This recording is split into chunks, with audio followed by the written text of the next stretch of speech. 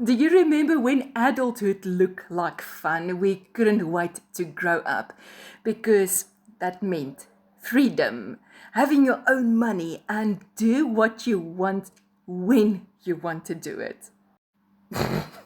Ja, nee. We were scammed because then reality sank in.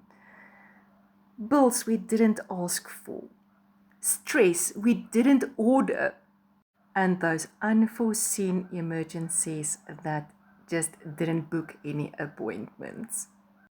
No one warned us that adulthood basically meant solving problems while you sleep.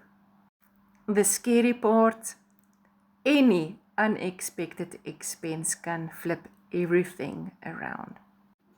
And that is when my curious brain started asking questions. Questions like, what options are there that ordinary South Africans are not told about? I recently came across something that helped me to build a backup. Asset-based income. Not quick money, not get rich quickly nonsense. A proudly South African company, established for South Africans by South Africans. If this conversation hits home and you are curious, comment info or send me a message in my WhatsApp link. Let's talk at least about options.